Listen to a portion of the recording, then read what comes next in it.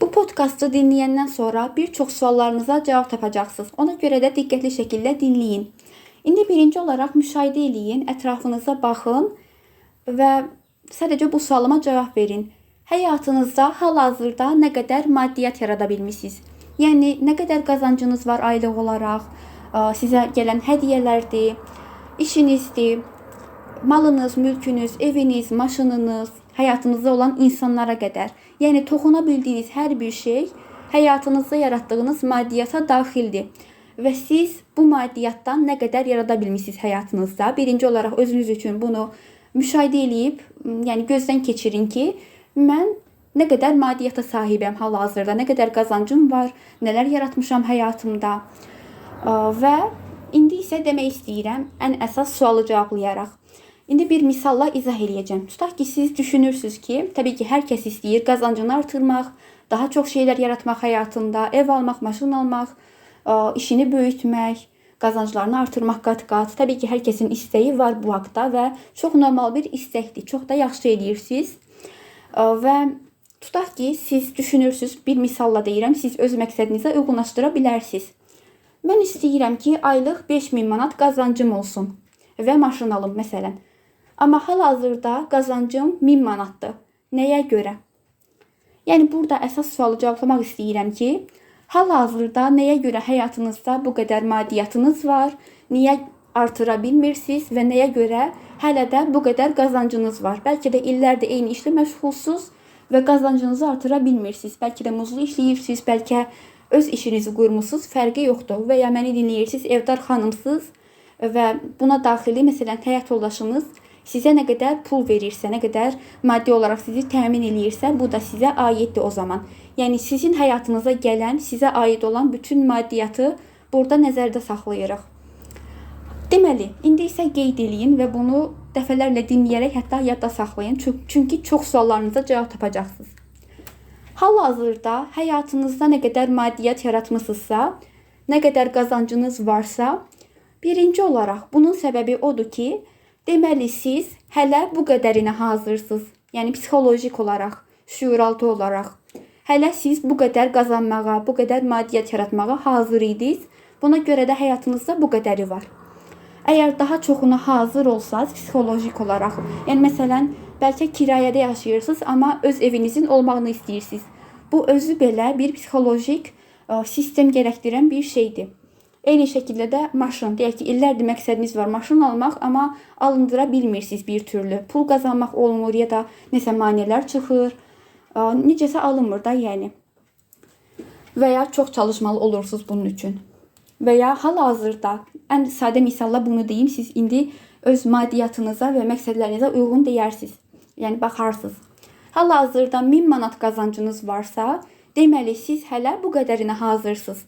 Daha çoxunu qazanmaq üçün isə eləməyiniz lazım olan psixolojik olaraq özlərinizi işləmək, yəni emosiyalarınızla, enerjinizi alan məsələlərlə və sizə daha çox maddiyyat yaratmağa nələr mane olursa, bunları müəyyən edib işləməyiniz lazımdır.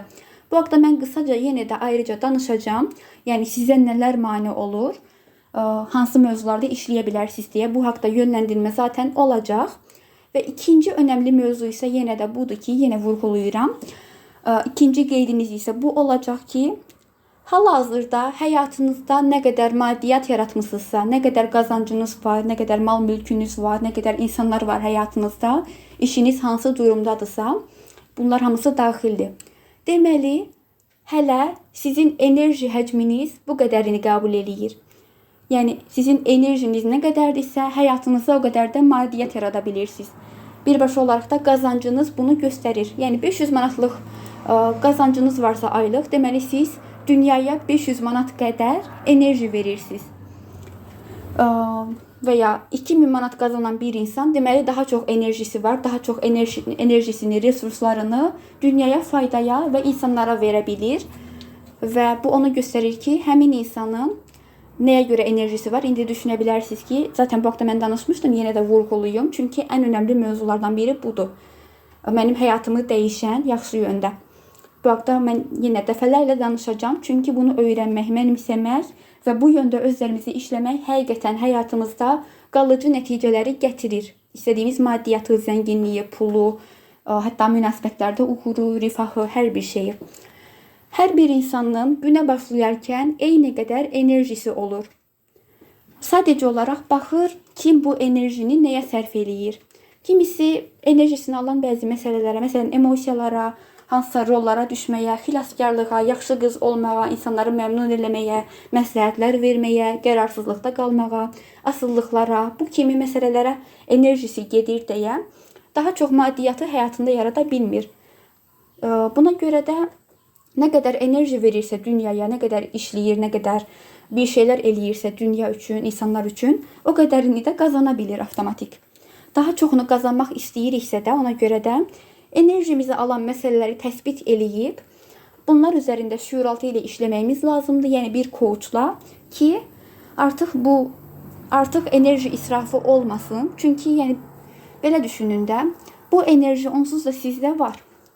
Ya siz bu enerjini boş-boş bu məsələlərə, enerjinizi alan bu məsələlərə xərcləyəcəksiniz və eyni nöqtədə qalacaqsınız, ya da İkinci variant budur ki, sadəcə olaraq hərəkətə keçəcəksiniz, özlərinizi işləyəcəksiniz, şüuraltı olaraq bir coachla, fərqi yoxdur, təlimlərə qatılacaqsınız, yoxsa seanslara qoşulacaqsınız, heç bir fərqi yoxdur. Və enerjinizi alan məsələləri işləyib həll elədikcə, aradan qaldırdıqca bu enerjini yönləndirəcəksiniz həyatınızda daha çox maddiyyat yaratmaq üçün, yəni qazancınızı artırmağa, maşın almağa, ev almağa, münasibətlərinizi daha da yaxşılaşdırmağa fərqi yoxdur. Həyatınızda nəyi əldə eləmək istəyirsinizsə. Bu çox sehirli, yəni sehirli bir deyəndə mistik bir şeydən danışmıram, amma çox dəyərli biliklərdir. Mən bunları əslində öyrənişli şəkildə öyrənmişəm. Çox uzun zamanlar sərf eləmişəm bunları anlamaq üçün. Ona görə sadəcə dinləyib keçməyin. Dəfələrlə istədiyiniz qədər bunu dinləyə bilərsiniz. Qeydlərinizi götürə bilərsiniz və ən əsası bundan sonra hərəkətə keçməyiniz lazımdır ki, artıq həyatınızın məsuliyyətini əlinizə alasınız, həyatınızda istədiyiniz məqsədlərə çata biləsiniz. Yəni daha çox maddiyyat yaratmaq, huzur, xoşbəxtlik, zənginlik, qazancın artımı və ya hansı məqsədləriniz varsa fərqi yoxdur. Bütün bunlara çatmağın əsas yolu budur ki, psixolojik olaraq özlərinizi işləyəsiniz və enerjinizi alan məsələləri zaman-zaman aradan qaldıraraq bu enerjini daha çox həyatınızda maddiyyat yaratmağa yönləndirəsiniz. Əgər nəsə aydın olmazsa, təbii ki, hər zamanki kimi rahatlıqla chat bölməsində suallarınızı yaza bilərsiniz və mən məmnuniyyətlə hər birini cavablayacağam. Əgər bugün məni dinləyərkən özünüzə aid bir şeylər hiss elədinizsə və düşünürsünüzsə ki, mən artıq bunu necə dəyişdirə bilərəm, necə eləyim ki, həyatımda istədiyim nəticələri əldə edeyim, o zaman sizin üçün çox gözəl bir xəbərim var. Sadəcə olaraq Bioda klinikdən keçid eləyərək marafonla bağlı ətraflı məlumatı əldə edə bilərsiniz. Hal-hazırda bu fürsət sizin qarşınıza çıxıbsa, qeyd eləmək istəyirəm ki, bu təsadüf deyil. Çünki siz indiyə qədər məni dinlədiniz, dəyərli zamanınızı sərf elədiniz şəxsi inkişafa, bir şeylər öyrənməyə. Bunun üçün həm sizi təbrik eləyirəm, həm də istəyirəm ki, qarşınıza çıxan bu fürsəti dəyərləndirəsiniz. Əgər istəyirsinizsə ki, mən paylaşım eləyəndə ilk olaraq sizə xəbər gəlsin, sadəcə olaraq kanala abunə olun və bildirişləri açmağı unutmayın. Növbəti podkastlarda görüşənə qədər.